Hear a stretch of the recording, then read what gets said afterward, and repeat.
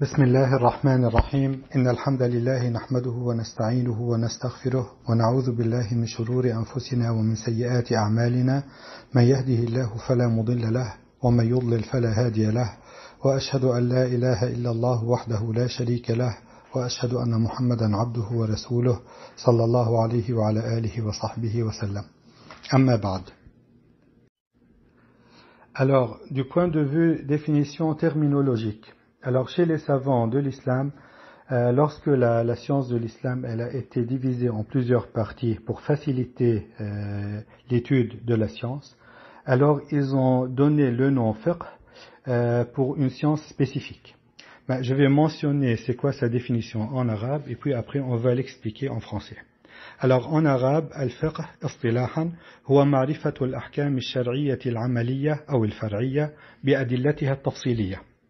Donc le fiqh, selon la terminologie des savants de l'islam, ils ont dit c'est le fait de comprendre ou bien de savoir c'est quoi les jugements du shara, donc c'est quoi les jugements de l'islam, sur les actions qui sont far'iyya, donc qui ne sont pas générales mais qui sont détaillées par l'intermédiaire de leurs dalil, de leurs preuves.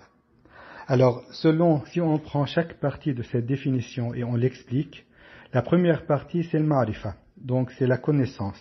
Alors la ma'rifa ça pourrait être soit l'ilm, donc la certitude, soit ghalabat zan, donc c'est soit à 100% on est certain que c'est ce que Allah il veut comme jugement sur cette action, soit on est à 80% sûr. Donc ça c'est ghalabat zan, si on est au-dessus de 50% dans la certitude, c'est bon aussi. Parce qu'il y a des choses qui sont certaines, là où il y a par exemple des versets explicites ou bien des hadiths authentiques qui sont explicites, et il y a d'autres où c'est pas à 100% sûr, c'est là où il y a des divergences sur la compréhension d'un verset ou bien d'un hadith, donc ça pourrait être ça, ça pourrait être l'autre. Alors le savant, il peut pencher sur cet avis ou bien l'autre en se basant sur les dalils que lui il a compris et que lui il a acquis. Donc ça c'est la définition de la ma'rifa. Deuxièmement, la deuxième partie, on dit hiya ma'rifat al-ahkam al-shar'iyya. Alors al-ahkam al-shar'iyya, ce sont l'ahkam, ça veut dire les jugements. Alors shar'iyya, ça veut dire qu'ils sont tirés du shara. Le shara ici, c'est la parole d'Allah et la parole du prophète alayhi salatu wassalam. Donc les ahkam, les jugements, ça pourrait être ça c'est obligatoire, ça c'est haram, ça c'est permis, etc. On va détailler après c'est quoi les types de jugements qui rentrent dans cette science. Puis après, dans la définition, il a dit ma'rifat al-ahkam al-shar'iyya al-amaliyya. C'est quoi l'ahkam al-shar'iyya al-amaliyya? C'est quoi les jugements sur les choses qui sont pratiques? Pratique, ça veut dire amaliyya qu'on fait physiquement. Alors, c'est comme le fait de faire la prière, de sortir la zakat, de jeûner Ramadan, de faire le pèlerinage, de faire les contrats de mariage, les contrats de vente, etc. Donc, ce sont les choses qui sont pratiques. Alors, ceux qui ne rentrent pas dans cette définition, ce sont les masail de la foi, de l'atiqad. Ils ne rentrent pas dedans. Ça, c'est une autre science. C'est ilm al-tawhid ou bien ilm al-iman. Ça, c'est une autre science autre que le fiqh. Bien que du point de vue linguistique, le mot fiqh, il fait rentrer tout cela dedans. Mais ici, on parle de la terminologie de cette science chez les savants. Pour faciliter, comme j'ai mentionné, l'étude de l'islam, ils ont divisé la science de l'islam en plusieurs, on va dire, chapitres ou bien en plusieurs domaines. Alors le domaine sur lequel on parle, ils l'ont appelé fiqh, ça se rapporte sur les choses qui sont pratiques. Que ce soit des choses, des actes d'adoration, ou bien des transactions, des contrats, etc. Aussi, ceux qui ne rentrent pas dans cette science, les actions du cœur. Donc les actions du cœur, il y en a quelques-unes qui rentrent parce qu'elles sont des conditions pour les actions, comme la niya pour la prière, mais les autres actions, comme par exemple le ujb, le kibr, etc., ça rentre plutôt dans une autre science qui est la science des actions du cœur. Donc ça c'est autre chose. Troisième partie de la définition, c'est bi'adillatiha at-tafsiliyya. Donc, al-adilla, ce sont les preuves, et tafsiliya, ça veut dire détaillé. Donc, les adilla du fiqh, ce sont les adilla qui sont relatifs aux masail du fiqh tafsiliya. Donc, ce sont les choses détaillées, des petites, on va dire, masail, ce sont les questions ou bien les sujets traités dans cette science. Donc, ce sont les choses qui sont pratiques et qui sont détaillées. Alors, ceux qui ne rentrent pas dedans, ce sont les règles générales, qui rentrent plutôt dans usul al-fiqh. Dans les usul, ça veut dire les bases de cette science, comme par exemple le fait de dire par exemple al-umum ou al-khusus, etc. Ce sont des règles générales ça. Alors ça ne rentre pas dans le fiqh, ça rentre dans une autre science qui s'appelle usul al-fiqh. Ceux qui rentrent dans le fiqh, ce sont les adilla tafsiliya, donc les preuves détaillées. Alors détaillées, c'est comme la prière, est-ce que le fait de lever les mains dans la prière c'est bon ou pas, quand est-ce qu'on peut les lever, le fait de sortir la zakat, si je sors tel et tel, est-ce que c'est valide ou pas. Donc ce sont les choses détaillées, ce ne sont pas les règles générales. Donc c'est ça la science du fiqh, ce sont la terminologie, suivant la terminologie des savants. Alors, si on a très bien compris c'est quoi les parties qui rentrent dans cette science qui est le fiqh, alors on va commencer par mentionner c'est quoi les bases sur lesquelles on va déduire les jugements qui s'appliquent dans cette science. Alors, on a dit bi adillatiha, c'est quoi les adillah, c'est quoi les preuves, les dalils sur lesquels on se base pour déduire c'est quoi les jugements que Allah et le prophète alayhi salatu wassalam, ils ont mentionnés pour chaque sujet. Alors, les bases en général, ce sont le kitab, donc le Coran, la sunna du prophète alayhi salatu wassalam. Le ijma', c'est lorsque tous les savants d'une époque ou bien de toute la umma, ils sont d'accord sur un seul avis pour un seul sujet. Puis après, il y a le qiyas, c'est le rapprochement entre deux sujets parce qu'il y a des choses qui sont communes. Mais je vais mentionner plutôt la parole de l'imam Shafi'i, rahmatullahi alayh. Elle est très belle, elle est très bien détaillée. Je vais la lire en arabe, puis après je vais traduire. قال الإمام الشافعي رحمه الله: والعلم طبقات، الأولى الكتاب والسنة إذا ثبتت السنة، ثم الثانية الإجماع فيما ليس فيه كتاب ولا سنة، والثالثة أن يقول بعض أصحاب النبي صلى الله عليه وسلم ولا نعلم له مخالفا منهم، والرابعة اختلاف أصحاب النبي صلى الله عليه وسلم ورضي عنهم في ذلك، والخامسة القياس على بعض هذه الطبقات، ولا يصار إلى شيء غير الكتاب والسنة وهما موجودان، وإنما يؤخذ العلم من أعلى. انتهى كلامه رحمة الله عليه. Donc l'imam Shafi'i, il a dit la science, elle est suivant des niveaux. Le premier niveau, c'est le Coran et la Sunna, si la Sunna elle est authentique. Donc si elle a été transmise d'une manière authentique, c'est le premier niveau. Alors on pourrait se dire pourquoi il a mis le Coran et la Sunna dans le même niveau. Alors ici, il parle du fait de tirer les jugements, que ce soit du Coran ou bien de la Sunna, c'est pareil. Donc, parce que Allah, dans le Coran, il a dit wa ati'u Allah wa ati'u ar-Rasul. Donc, obéissez à Allah et obéissez au prophète alayhi salatu wassalam. Il a dit wa ma ataakum ar-Rasul fakhudhuhu wa ma nahakum anhu fantahu. Donc, ce que le prophète alayhi salatu wassalam, il vous a autorisé de faire, faites-le. Ce qu'il vous a interdit de faire, alors ne le faites pas. Alors de ce fait, le prophète alayhi salatu wassalam, dans ses hadiths, ces jugements qu'il a prononcés dans son hadith, c'est comme les jugements qui sont dans le Coran, parce que les hadiths du prophète alayhi salatu wassalam qui sont authentiques de lui, ce sont l'explication du Coran. Donc le premier niveau, c'est le Coran et la Sunna qui est authentique. Alors le Coran, il est authentique à 100%, et la Sunna, on peut comprendre qu'elle est authentique ou pas en étudiant les chaînes de transmission. Le deuxième niveau, il a dit al-ijma'u fi ma laysa fihi kitabun wa la sunnah. Alors l'ijma', c'est lorsque tous les savants ils sont d'accord sur un seul avis, sur un seul sujet. Donc on a un sujet spécifique.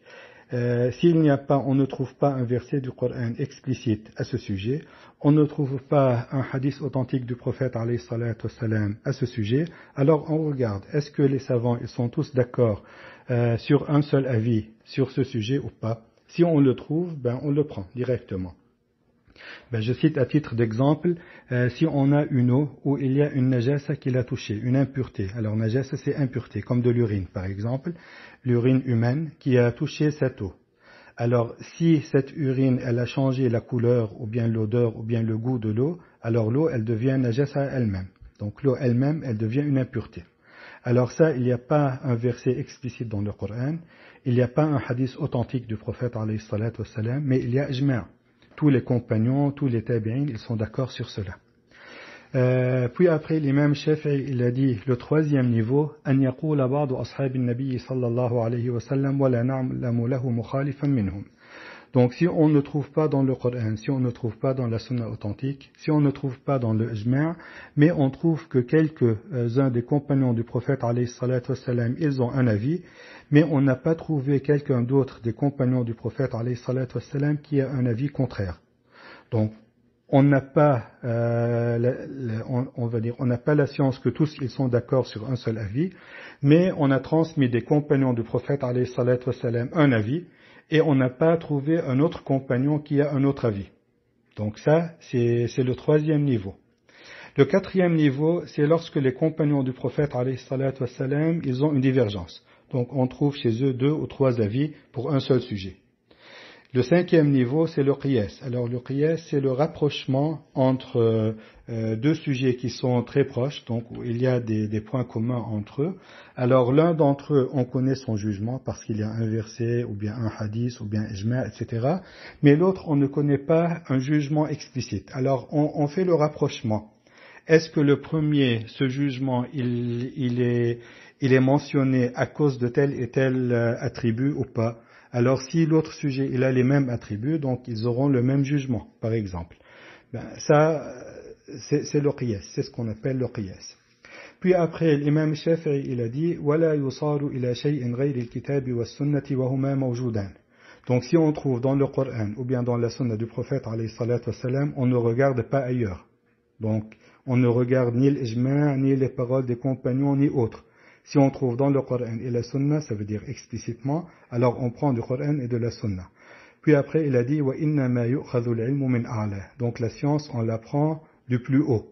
Donc il veut dire du premier niveau, puis après le deuxième, puis le troisième, puis le quatrième, puis le cinquième. Donc ce qu'il a mentionné premièrement, c'est le Kitab et la Sunna, qui est authentique. Deuxièmement, c'est l'Ijma'. Troisièmement, c'est ce qu'on appelle l'Ijma' al-Sukuti, c'est lorsqu'on a une parole d'un compagnon ou bien de deux, et on ne trouve pas d'autres compagnons qui ont divergé. Quatrièmement, là où il y a la divergence des compagnons, donc on ne doit pas sortir de leur divergence. S'ils ont 2 ou bien 3 paroles, alors on reste entre ces 3 paroles. Puis après, le qiyas, là où on ne trouve rien, donc on n'a rien, donc on fait rapprocher, par exemple, le fait de prendre la voiture pour aller à la mosquée. Est-ce que c'est halal ou bien c'est haram? C'est quoi le jugement? La réponse c'est halal, parce que si on la rapproche, soit on la rapproche au fait de prendre le chameau ou bien le cheval pour aller à la mosquée, c'est pareil, parce que c'est un moyen pour accéder à la mosquée. Donc, par exemple, ça c'est un qiyas. Parce que la voiture, elle n'existait pas à l'époque du prophète alayhi salatu wassalam, ni à l'époque de ses compagnons.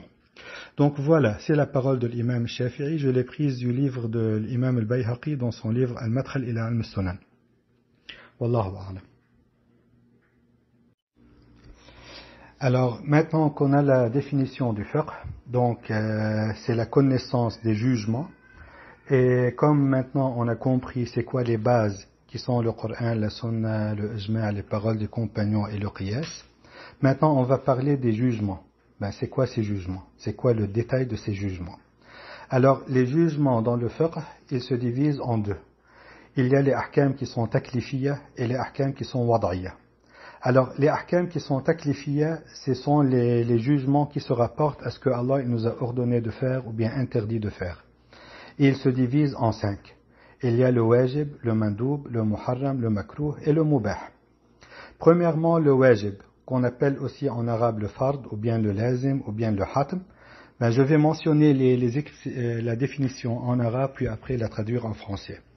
Al-wajib, wa huwa ma uthiba fa'iluhu wa uqiba tarikuhu, ou huwa ma amara bihi ash-shari'u ala wajhi al-ilzam kas-salawat al-khams.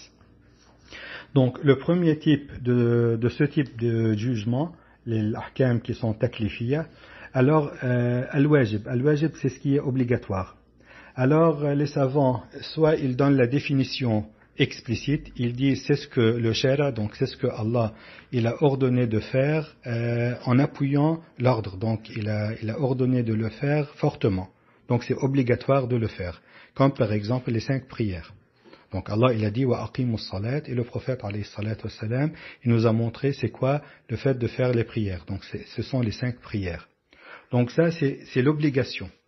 Alors d'autres savants ils donnent la définition suivant les conséquences de cette on va dire de ce jugement. ils disent par exemple huwa ma uthiba fa'iluhu wa 'uqiba tarikuhu. Donc celui qui fait cette obligation, celui qui fait le wajib, il sera récompensé, et celui qui délaisse le wajib, il sera châtié.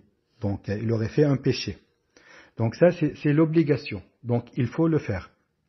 Le deuxième type, c'est le haram. Alors le haram, c'est l'interdiction, c'est que Allah il a interdit de faire. On l'appelle en arabe aussi le mahzour ou bien le mamnoua, donc l'interdit. Alors, suivant les premiers types de définition, هو ما نهى عنه الشارع على وجه الإلزام بالترك كعقوق الوالدين. Donc c'est ce que le shara, donc c'est ce que Allah il a interdit de faire, et il l'a interdit fortement. Comme par exemple le fait de désobéir à ses parents. Donc ça c'est haram à lui-même. Ou bien suivant l'autre définition, c'est ma uthiba tarikuhu wa 'uqiba fa'iluhu. Donc celui qui le fait, qui fait le muharram, il sera châtié, et celui qui le délaisse pour Allah, il sera récompensé. Donc c'est le contraire de wajib. Donc le wajib, c'est l'obligation, le haram, c'est l'interdiction. Donc l'obligation forte et l'interdiction forte. Puis après, le troisième, il y a le masnoun, qu'on appelle aussi mandoub, ou bien mustahab, ou bien nafl. وهو ما أمر به الشارع لا على وجه الإلزام كالرواتب. Donc c'est ce que Allah il a ordonné de faire, mais il n'a pas appuyé l'ordre.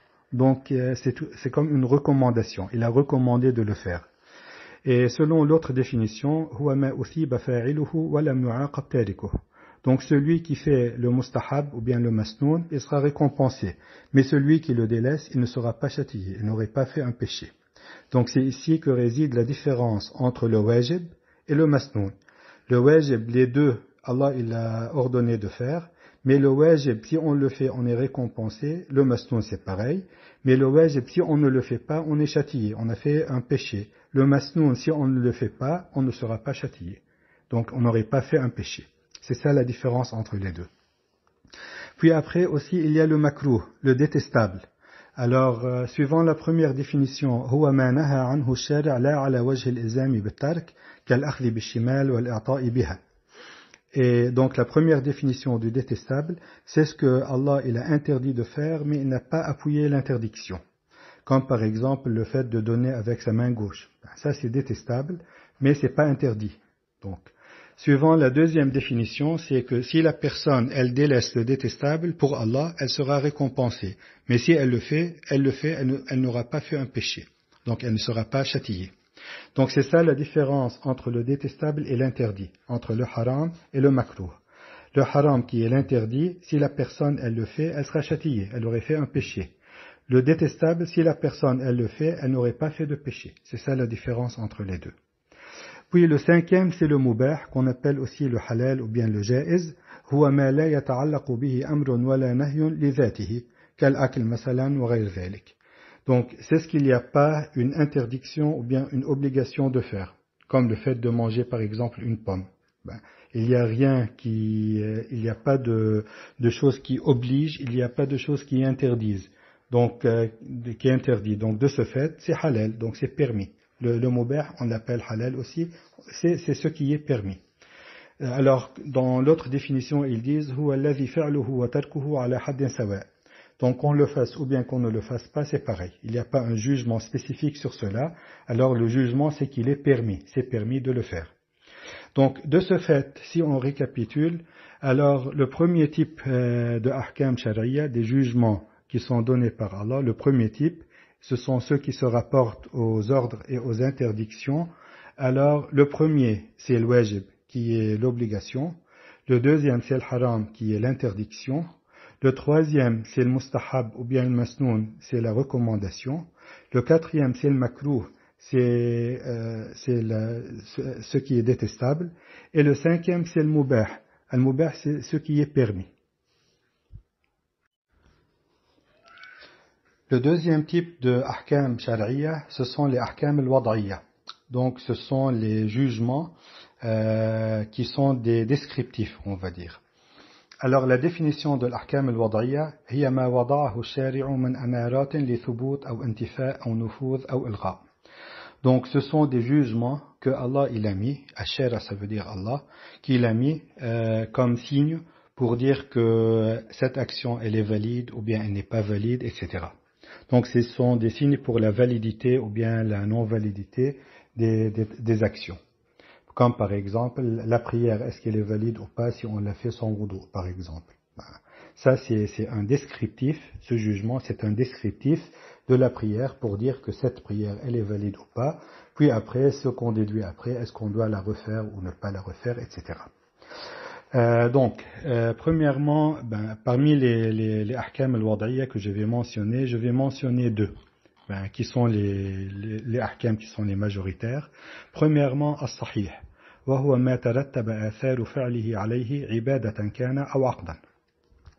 Donc, le premier jugement, c'est lorsque la transaction, elle est sahih, donc elle est valide. Alors, sahih, ça veut dire valide ici. Donc, ça veut dire que si on décrit une transaction ou bien un acte d'adoration qu'il est sahih, qu'il est valide, ça veut dire qu'il est bon. Donc, on a fait ce qu'on doit faire. Donc, toutes les conséquences qui se rapportent à cette action ou bien à cette transaction, elles sont déduites. Comme par exemple, si une personne, elle fait sa prière, et elle l'a fait, on qualifie cette prière qu'elle est sahiha. Donc la prière, elle est valide. Ça veut dire qu'elle n'a pas à refaire cette prière, voire c'est interdit de refaire la prière une deuxième fois. Si on fait la prière du Zuhr aujourd'hui, c'est interdit de refaire la prière du Zuhr d'aujourd'hui une deuxième fois, si elle est sahiha. Si par contre elle n'est pas valide, il faut la refaire. Mais si on donne le qualificatif que cette prière, elle est valide, ça veut dire on ne doit pas la refaire, par exemple. Aussi, dans les transactions, dans les contrats, un contrat de vente. Par exemple, j'ai vendu une voiture à un client. Il m'a payé, je lui ai donné la voiture, etc. Alors, si le contrat de vente, il est valide, il est sahih, ça veut dire que je ne suis plus le propriétaire de cette voiture. Ce bien, il a un nouveau propriétaire qui est le client. Donc ça, c'est la conséquence de la validité du contrat. Donc, ce qualificatif qu'on a mis qui est sahih, donc ça c'est un jugement qu'on attribue, que ce soit à un acte d'adoration ou bien à un contrat ou bien à une transaction, pour dire qu'elle est valide. Donc toutes les conséquences qui découlent de la validité de cette transaction ou bien de cet acte d'adoration, ils devraient être accomplis. Alors, par exemple, comme on a mentionné la prière, alors si une personne elle fait la prière pendant son temps avec toutes les conditions, il ne fait rien passer, donc il a le wudu, il a tout, il se dirige vers la qibla, etc. Donc il a fait tout ce qu'il peut pour faire la prière comme elle se le doit, la prière elle devient valide, elle devient sahiha. Par exemple, si par exemple il a fait la prière et il n'a pas le wudu, par exemple, il pouvait le faire, mais il n'a pas fait le wudu, donc il n'a pas ses ablutions, alors la prière, elle n'est pas sahih, elle n'est pas valide. Donc on ne peut pas lui attribuer l'attribut valide. Donc ce jugement de validité, il n'est pas attribué à ce type de prière. Ou bien si une personne, elle vend quelque chose qu'elle ne possède pas. Par exemple, je te vends la voiture de mon voisin. Mais moi je ne possède pas cette voiture. Alors le contrat de vente, il n'est pas valide, il n'est pas sahih dans ce cas. Donc les conséquences après, elles ne s'appliquent pas. Je ne peux pas prendre la voiture qui ne m'appartient pas, elle sera volée si je la donne après au client. Donc elle ne lui appartiendra pas parce que la transaction, le contrat de vente, il n'est pas valide. Par exemple aussi, il y a des choses qu'on appelle les mani'. Alors le mani', c'est quelque chose que si il est présent, l'acte d'adoration ou bien la transaction, elle ne sera pas valide. Comme par exemple, si une personne, elle fait 2 rak'at, nafl mutlaq, donc il n'y a rien de spécifique pour elle, juste au lever du soleil. Alors cette prière, elle n'est pas valide parce que le prophète, alayhi salatu wassalam, il a interdit de prier une prière non obligatoire pendant cette période. Donc elle ne sera pas valide. Pareil, dans les transactions, si par exemple 2 hommes musulmans qui devraient assister à la prière du vendredi, la mosquée elle est proche d'eux, le khatib il a commencé la prêche du vendredi et l'un d'entre eux il fait un contrat de vente avec l'autre. Il lui achète par exemple un Snickers, disons, un bar de chocolat. Alors la transaction elle n'est pas valide parce qu'il y a une interdiction de vente pour ces 2 gens pendant cette période, pendant la période de la prière du vendredi. C'est mentionné dans le Coran. Donc c'est un annulatif, on va dire, de la validité de la transaction. Donc pour que la transaction ou bien l'acte d'adoration il soit valide, il devrait y avoir 2 choses. Premièrement, les conditions de validité, elles devraient être toutes remplies. Et deuxièmement, les annulatifs, ils devraient tous ne pas être présents. Il ne devrait y avoir aucun annulatif. Donc si on a ces deux choses, la prière, ou bien l'acte d'adoration, ou bien le contrat, ou bien la transaction, elle sera valide, elle sera sahiha. Le deuxième type des ahkam al-wada'iyya, donc des jugements descriptifs, il y a le fasid. Alors le fasid, c'est ce qui n'est pas valide. Donc la définition en arabe, c'est ma la tatarattab atharu fa'lihi alayhi ibadatan kana am aqdan. Donc c'est lorsqu'on attribue cet attribut fasid pour un acte d'adoration ou bien pour un contrat ou bien une transaction, ça veut dire que les conséquences de cet acte d'adoration ou bien de cette transaction, elles ne sont pas valides. Alors, comme par exemple dans les ibadat, une personne qui a fait la prière, elle sait c'est par où la qibla, donc la Kaaba, mais elle s'est dirigée vers le coucher du soleil. Donc il n'est pas dans la direction de la Kaaba. Elle pouvait se diriger vers la Kaaba, mais intentionnellement elle s'est dirigée vers le coucher du soleil. Et elle a fait le Zohr. Donc sa prière, elle n'est pas valide. Donc elle est fasida, elle est rejetée. Donc elle devrait refaire la prière du Zohr, parce qu'elle n'est pas valide, elle est invalide. Par exemple, autre chose aussi, pour ne pas donner toujours l'exemple de la prière, une personne, elle vole de l'argent à son voisin, et puis de cet argent qui est volé spécifiquement, elle sort la zakat de son argent, à elle. Donc elle a sorti la zakat de son argent avec de l'argent qui est haram, avec de l'argent qui est volé. Donc est-ce que la zakat, elle sera valide? La réponse est non, elle ne sera pas valide. Parce que dans le hadith du prophète alayhi salatu wassalam, il dit Inna Allah tayyibun la yaqbalu illa tayyiba. Donc Allah il est pur et il n'accepte que ce qui est pur. Et ici l'argent il n'est pas pur parce qu'il est haram. Donc il n'est pas accepté. Donc cette personne elle a à ressortir sa zakat de son argent qui est pur et non pas de l'argent qui est impur. Donc voilà, ça c'est aussi un exemple pour les ibadat, pour les actes d'adoration. Par exemple, pour les uqoud, par exemple, le fait de vendre quelque chose qui est inconnu. Donc voilà, je pars par exemple à la pêche, alors un client il me dit, tout ce que tu vas pêcher, je vais l'acheter et je te donne par exemple 100 € pour tout ce que tu vas pêcher aujourd'hui. Alors ça c'est haram. Il m'a donné le prix, mais on ne sait pas combien je vais pêcher aujourd'hui. Peut-être que je pêcherai rien, peut-être que je pêcherai 1 kilo, peut-être que je pêcherai 3 kilos, je ne sais rien, ça c'est inconnu. Donc comme il y a une partie du contrat de vente qui est inconnue, donc le contrat de vente il sera invalide. Donc ça il sera fasid. Donc de ce fait, je ne pourrai pas prendre les 100 € du client et je ne lui donnerai pas les poissons que je vais pêcher. On devrait faire un nouveau contrat après que je pêche et que je connaisse exactement c'est combien de kilos de poissons que j'ai pêché. Donc voilà, ça c'est un exemple d'invalidité, de fasad, dans une transaction, dans un contrat de vente. Et puis après, il faut savoir que كل فاسد من العبادات والعقود والشروط فإنه محرم. لأن ذلك من تعدي حدود الله واتخاذ آياته هزوا ولأن النبي صلى الله عليه وسلم أنكر على من اشترط شروطا ليست في كتاب الله. Donc ça c'est la parole de Cheikh Ibn Usaymin rahmatullahi alayh. Il a dit que que ce soit les actes d'adoration ou bien les contrats ou bien les conditions qui sont fasid, donc qui sont invalides, alors elles sont haram.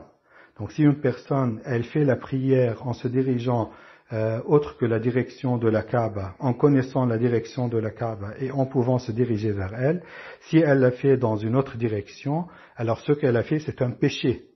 Donc c'est pas seulement annulé, mais c'est aussi un péché. Aussi le fait de sortir la zakat avec de l'argent qui est haram, c'est un péché. C'est autre que le péché de voler. Voler c'est un péché, et sortir la zakat avec de l'argent qui est volé, c'est un autre péché aussi. Le fait de vendre quelque chose qui est inconnu, c'est un péché. Cette transaction de vente, ce contrat de vente, c'est un péché à lui-même. Donc, il ne faut pas faire des choses pareilles. Si une personne, elle tombe dans ce type de péché, des gens, en général, ils ne s'en rendent pas compte de cela, alors directement, il faut qu'ils demandent le pardon et la tawbah. Donc, il faut faire attention à cela. Et Cheikh Ibn Usaymin, il a mentionné, car si une personne, elle fait cela, c'est comme si elle a fait tomber la parole d'Allah. Donc Allah, il a validé cela, il a dit que ça c'est invalide. Alors si nous on fait ce que Allah il a dit qu'il est invalide, c'est comme si on a fait tomber sa parole. Donc c'est pour cela que c'est un péché. Et aussi le prophète alayhi salatu wassalam, dans le hadith qui est authentique, il a dit kullu shartin laysa fi kitabillah fahuwa batil. Donc toute condition qui est à l'encontre du Coran, elle est rejetée, elle est annulée, c'est batil. Donc c'est pas acceptable. Alors les ahkam qui sont wad'iyya, donc les jugements qui sont descriptifs. Alors, on a mentionné les deux, qui sont les deux principaux. Alors, il y a le sahih, ça veut dire la validité, que ce soit un acte d'adoration, ou bien un contrat, ou bien une transaction, ou bien une condition. Et le fasid. Le fasid, c'est ce qui est invalide. Alors, que ce soit aussi un acte d'adoration, ou bien un contrat, une transaction, etc. Alors, chez les savants, on trouve des fois le mot batil. Alors, le mot batil, est-ce que c'est le synonyme de fasid? Alors les savants, ils ont dit que c'est le synonyme de fasid, sauf dans deux endroits. Alors, premier, c'est dans le ihram, et le deuxième, c'est dans le contrat de mariage. Alors, ils ont distingué ce qui est fasid de ce qui est batil.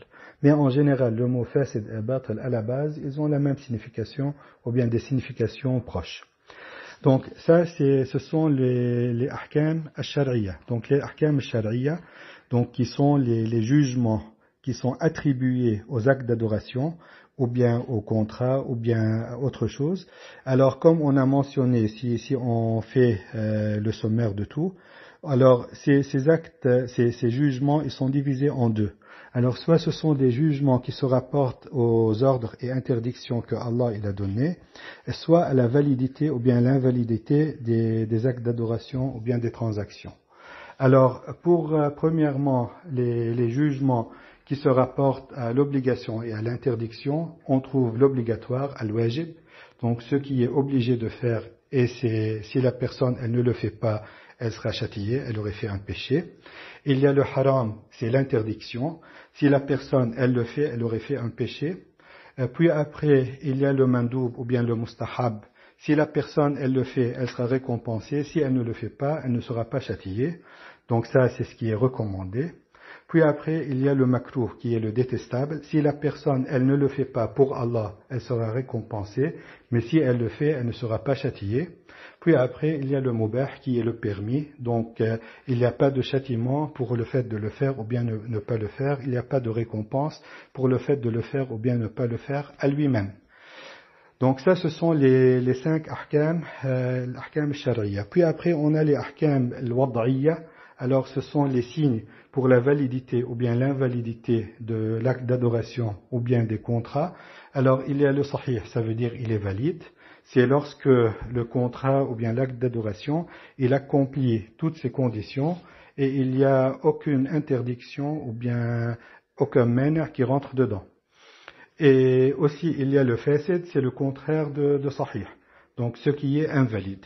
Donc, s'il y a quelque chose d'obligatoire qu'on n'a pas fait dans un acte d'adoration, ou bien dans un contrat, ou bien autre chose. Donc, voilà. Ça, ce sont les ahkam shari'a.